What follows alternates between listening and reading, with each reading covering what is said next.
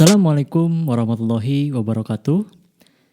Selamat mendengarkan kembali dalam podcast for learning bersama Afadillah. Kali ini kita akan membahas kurikulum untuk menghadapi pandemi. Wah, menarik nih, pembahasannya jarang-jarang ya. Oke, pandemi COVID-19 ini sudah berbulan-bulan kita lalui. Namun grafik di Indonesia masih saja terus tinggi ya, tidak ada turun ke bawah, masih terus tinggi. Nah, pasti di sini ada problem. Apakah itu dari humannya ya? Apakah itu dari hati kita, pikiran kita, atau apapun ada yang tidak beres nih sepertinya. Nah, maka menarik sekali. Jadi kurikulum yang seperti apa untuk menghadapi suatu pandemi ya. Kita bahas dulu apa itu kurikulum. Kurikulum awalnya dari olahraga di zaman Yunani, di mana kurikulum ini ya, yang artinya jarak yang harus ditempuh oleh pelari dari start menuju finish ya. Nah, jadi seorang pelari ya dalam suatu track lapangan dari start menuju finish itu dinamakan kurikulum. Nah, diadopsilah kurikulum ini ke dalam dunia pendidikan. Jadi kurikulum ini mempunyai arti sebagai ide, sebagai rencana, sebagai aktivitas, dan sebagai hasil ya yang akan kita dapat atau yang kita tuju. Nah, jadi berkaitan dengan pandemi ini, jadi kurikulum yaitu sebuah rencana yang seperti apa, aktivitas yang seperti apa, hasil yang seperti apa, agar dari awal pandemi mulai ini akan berakhir. Nah, bagaimana kurikulumnya yang efektif menghadapi pandemi tersebut? Ya, tujuannya adalah finishnya yaitu pandemi berakhir. Oke, saya membaginya kurikulum ada dua. Yang pertama adalah kurikulum bumi, yang kedua kurikulum langit. Wah, ini nggak ada nih dalam teori kurikulum bumi dan kurikulum langit. Nah, apa itu kurikulum bumi?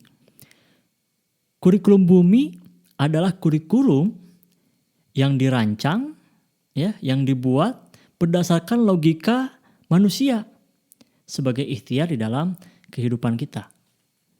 Jadi kurikulum bumi itu berdasarkan logika manusia. Nah, bagaimana dengan kurikulum langit? Kurikulum langit adalah kurikulum yang didasarkan pada Tuhan di luar logika manusia. Jadi tidak bisa masuk ke dalam logika manusia kurikulum langit ini. Jadi bagaimana antara sampai start ke finishnya itu terserah Tuhan. Tetapi tetap kita sebagai manusia harus ikhtiar. Contohnya begini. Di dalam mendapatkan rezeki, tentu kita menghitungnya menggunakan logika matematika. 2 kali 2 sama dengan 4. Ya. Nah, itu ilmu pasti, tidak bisa kita rubah. Nah, ini adalah yang termasuk dengan kurikulum bumi. Jadi masuk logika manusia.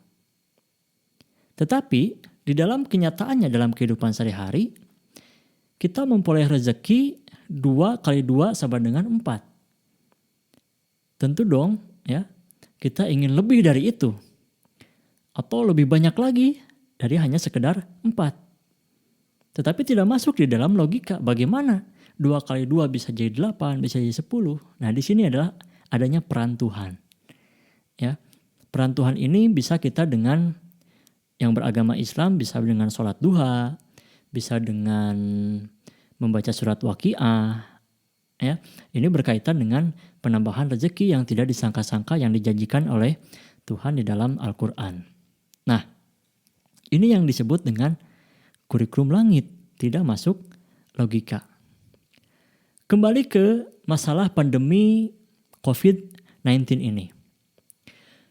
Kurikulum bumi sebagai ide, sebagai rencana, sebagai aktivitas, sebagai hasil yang dibuat oleh manusia, ya.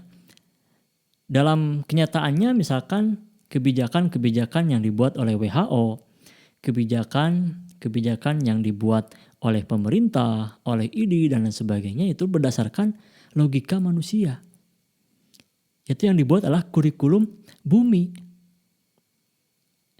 Seperti misalkan mencuci tangan, kemudian berjarak, ya, social distancing, menjaga jarak satu sama lain, harus menggunakan masker, bekerja di rumah, ya, tidak kemana-mana, jangan mudik dan lain sebagainya. Semua diatur berdasarkan logika manusia. Tentu sulit, ya.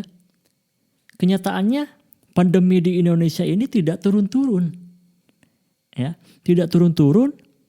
Nah, berarti ada sesuatu yang harus kita menggunakan pendekatan-pendekatan langit. Kita harus menggunakan kurikulum langit. Ya, kita kembalikan kepada Tuhan. Biarkan Tuhan sendiri yang mencari atau mengangkat pandemi ini. Nah, menarik kisah di negeri Maroko. Pada suatu ketika di negeri Maroko terjadi krisis ekonomi yang sangat panjang. Di sana mulai terjadi kerusuhan, masyarakat kelaparan, terjadi kematian, kemudian pangan itu tidak tersedia karena ekonomi yang kritis. Nah, dikumpulkanlah semua ahli pemerintahan, para ulama untuk membuat kurikulum menghadapi krisis ekonomi ini. Nah, yang dibuat adalah kurikulum bumi berdasarkan logika manusia. Ternyata mereka sudah mentok di ujung, tidak ada jalan lagi. Nah, kemudian ada salah satu ulama yang terkemuka di Maroko ingat ke dalam firman Tuhan di dalam surat An-Anfal ayat 33. Yang artinya Allah tidak akan menghukum mereka, ya, sebuah kaum selama engkau, yaitu Nabi Muhammad, berada di antara mereka.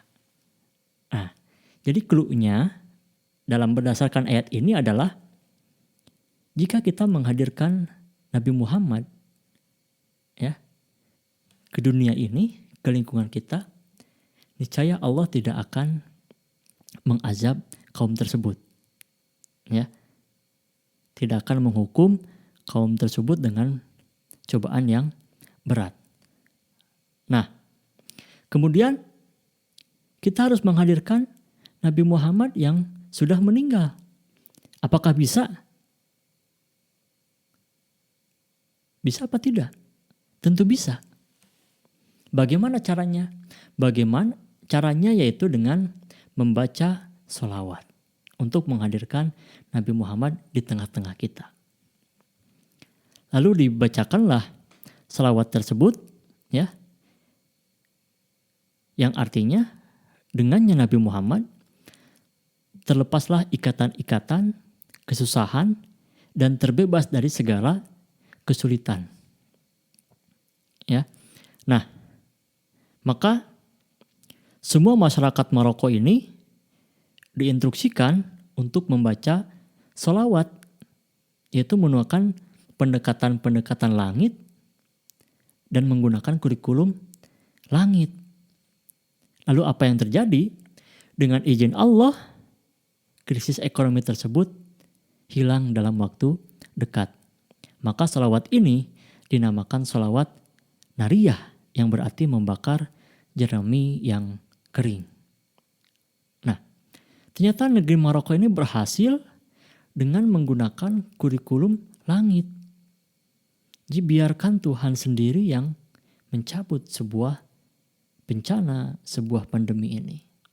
Nah, dari kisah tersebut dapat diambil hikmahnya bahwa untuk menghadapi suatu pandemi, untuk menghadapi sebuah bencana, ya, tidak cukup menggunakan kurikulum bumi.